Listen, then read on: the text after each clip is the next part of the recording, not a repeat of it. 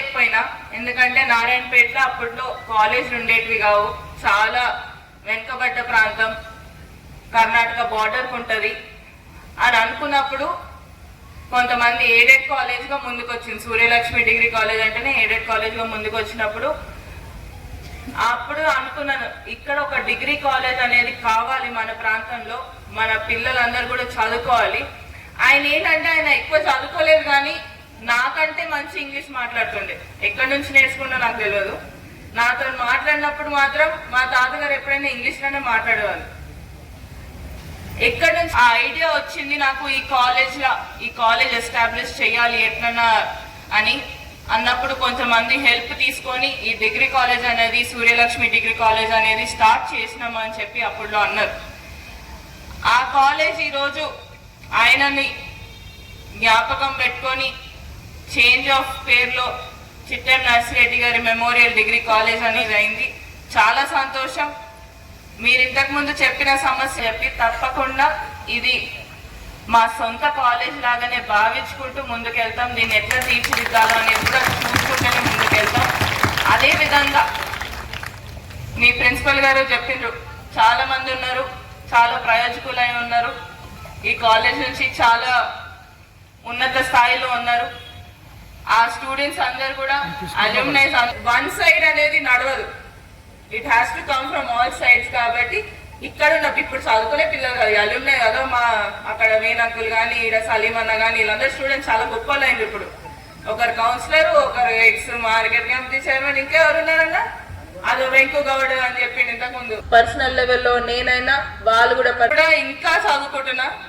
ఇంకా 3 నెలలు అయితే నాది కూడా ఎగ్జామ్ అయిపోతుంది. ఒక స్టూడెంట్ లైఫ్ అనేది నాది కూడా అయిపోతుంది. స్టూడెంట్ లైఫ్ లో ఎట్లుంటదంటే వచ్చిండ్రు, స్టేజ్ మీద కూర్చుండ్రు, ఉపన్యాసాలు చెప్పినబ్బా సావ కొడుతుండ్రు అన్న ఫీలింగ్ ఉంటుంది లోపల నుంచి, మనసులో ఉంటుంది, నడుస్తుంటది. ఆడ వెనకాల బాయ్స్ కూర్చొని మాట్లాడుకుంటుంటే అవి మాట్లాడుకుంటుండొచ్చు, ఈడ వెనకాల అమ్మాయిలు మాట్లాడుతుంటే కూడా అవి మాట్లాడుతాయి. ఎందుకంటే మేము కూడా ఉండాలి కాబట్టి నేను కూడా ఎక్కువ స్పీచ్ ఇచ్చేసి అబ్బా ఈమె కూడా సావ కొట్టింది అన్న ఫీలింగ్ మీకు రావద్దనే మీ అందరు కూడా తెలియజేస్తుంది. ఏంటంటే ఒకటమ్మా, మీరు ఎప్పుడైనా చదువుకుంటున్నారంటే కష్టంగా చదువుకుంటున్నారు అన్నట్టు కాకుండా ఇష్టంతో చదువుకోండి. ఎందుకంటే అది మీ లైఫ్. వేరే వాళ్ళు వచ్చి మీ లైఫ్లో ఏమైనా చేస్తారా అంటే ఎవరు చెయ్యరు. మీ లైఫ్ మీరే దాన్ని ఎట్లా ముందుకు తీసుకొని వెళ్ళాలి అనేది మీరు చూసుకోవాలి. మీ పేరెంట్స్ ఎంత కష్టపడి మిమ్మల్ని కాలేజ్ పంపించిందనే ఆలోచన మీకు ఉండాలి. ఆ ఆలోచనతోని ఆ పేరెంట్స్కి మళ్ళీ తిరిగి ఎలా ఇస్తాం అనేది కూడా చూడాలి. ఈ మధ్య యూత్ అందరికి ఏంటంటే మాధ్యమం చూసుకున్నాం, హాయిగా ఉన్నాం, సార్లు ఎవడెటైనా ఓని అన్నట్టు. అంటే చిన్న చిన్న గొడవలని పెద్దగా చేసుకోకండి, మీ ఫ్యూచర్ని మీరు ఖరాబ్ చేసుకోకండి. ఎందుకంటే at the end of the day మీరు ఇంటికి వెళ్ళాలి.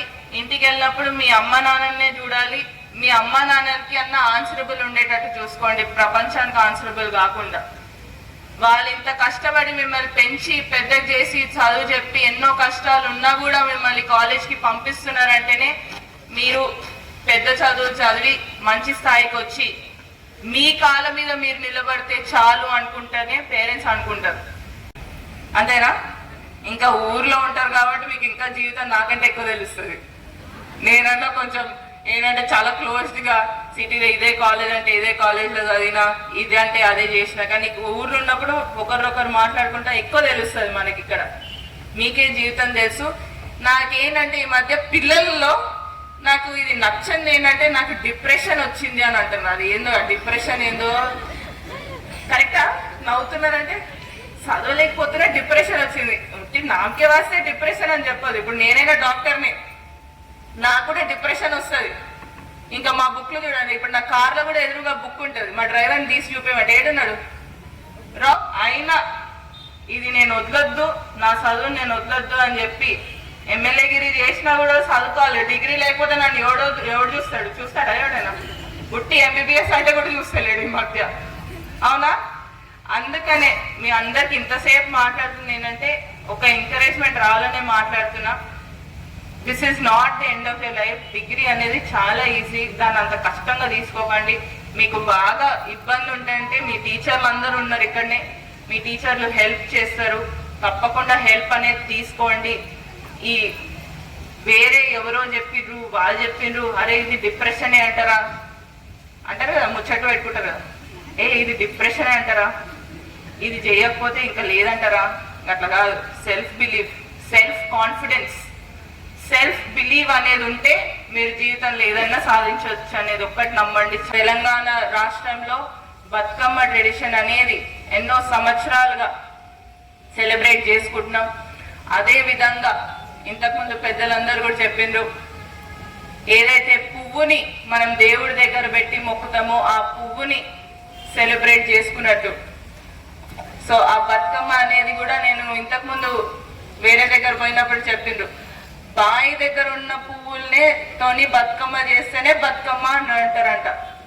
అది ఈ కాలంలో అందరూ మార్కెట్లోకి పోయి తెస్తున్నారు పూలు అని చెప్పి కూడా అంటున్నారు. అంతేనా? మార్కెట్లోకి వెళ్ళేస్తున్నారు అని చెప్తున్నారు. కానీ యాక్చువల్ బతుకమ్మ బావి దగ్గర దొరికిన పూలతోని బతుకమ్మ చేసి మనం ఏదైతే సెలబ్రేట్ చేసుకుంటున్నామో తప్పకుండా మన ట్రెడిషన్ అనేది ఇలానే ముందుకు తీసుకొని వెళ్ళాలి అని చెప్పి యువతని అందరినీ కూడా కోరుతూ, పెద్దలు చెప్పినట్టు ఆ ట్రెడిషన్ ని పాటిస్తూ ముందుకు తీసుకొని వెళ్తే మనది ఫ్యూచర్ తరం కాబట్టి, రాబోయే తరం అంతా కూడా ఫ్యూచర్ అంతా కూడా మన యువతది కాబట్టి తప్పకుండా ట్రెడిషన్స్ అనేది ఫాలో అయ్యి ముందుకు తీసుకోవాలి వెళ్ళాలని కూడా మీ అందరినీ కోరుకుంటూ, ఇంకో విషయం చెప్తా. ఇది నవ్వుతారా? మంచిగా మాట్లాడా కదా తెలుగులో, ఎక్కువ అటు ఇటు చేయకుండా ఇట్లో ఈ సెలబ్రేషన్స్ అనేది కూడా మీరు అందరు కూడా ముందుకు తీసుకొని వెళ్ళాలని కూడా కోరుకుంటూ సెలవు తీసుకుంటాను. Thank you.